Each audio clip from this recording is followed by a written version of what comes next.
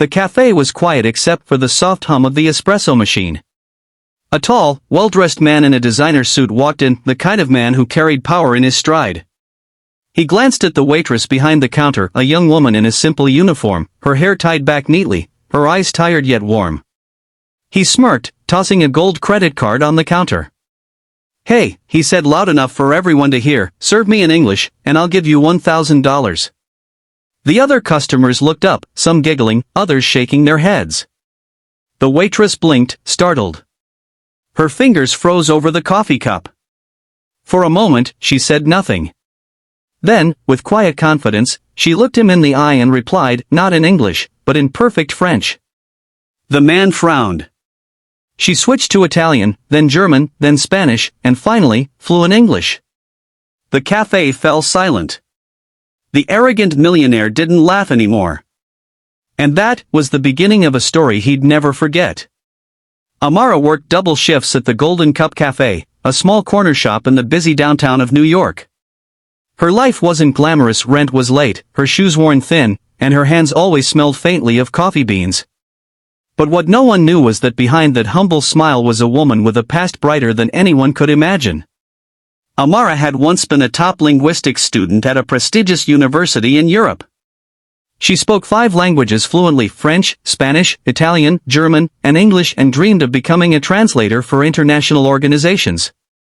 But when her father fell ill and the family business collapsed, her dreams were replaced by bills, debts, and responsibilities she never asked for.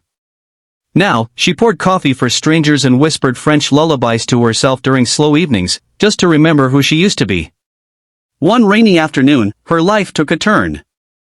A man named Lucas Grant, a billionaire tech investor known for his arrogance, stepped into the cafe. He was with his assistants, talking loudly about a new luxury language app his company was launching. When he reached the counter, Amara greeted him softly, "Good afternoon, sir. What would you like?" Lucas smirked. "You work here, but you speak like a textbook. Where are you from?" "France," she said. He laughed. "Oh really? Tell you what, serve me in English, perfectly, and I'll give you $1,000. You people could use that, right?" The cafe went silent. Amara froze. Every eye was on her, the barista, the old couple in the corner, the delivery guy by the door. She could feel the sting of humiliation. But instead of shrinking, Amara straightened up. Her heart pounded, but her mind was clear.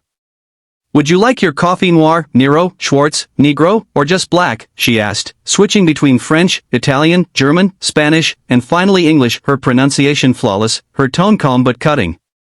Lucas's smirk vanished. His assistant stared, wide-eyed.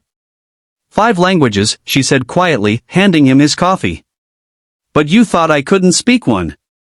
For the first time in years, Lucas had no words. He left without saying another. But something about her, her composure, her quiet dignity, followed him long after he walked out of that cafe. Days passed. Amara thought she'd never see him again. But one morning, a sleek black car stopped outside the cafe. Lucas Grant stepped out, this time alone. He looked different, not arrogant, not loud. Just thoughtful. He waited until Amara finished serving an elderly couple before approaching the counter. "Can we talk?" he asked softly. Amara hesitated. "If it's another challenge, I'm not interested." He shook his head. "No. I came to apologize." He took a seat, and for the first time, told her something real. He explained that he'd grown up poor too, mocked for his accent when he first came to America. He worked his way to wealth, but somewhere along the way, pride replaced humility. Amara listened quietly. Then he smiled faintly. "You reminded me what real intelligence looks like. I've been building a language learning AI, but I've never met someone who understands language the way you do. You don't just speak words, you feel them." He placed a card on the counter. "I'm offering you a job. Head of Linguistic Development. It's yours if you want it." Amara stared at him, speechless. Her hands trembled as she picked up the card. That night, she sat in her tiny apartment, tears rolling down her cheeks, not because of the offer, but because for the first time in years, someone saw her worth. Weeks later, she stood in front of an international boardroom, speaking confidently to investors from around the world. Lucas watched proudly as she translated their words effortlessly, bridging people and cultures with the same grace she once poured coffee with.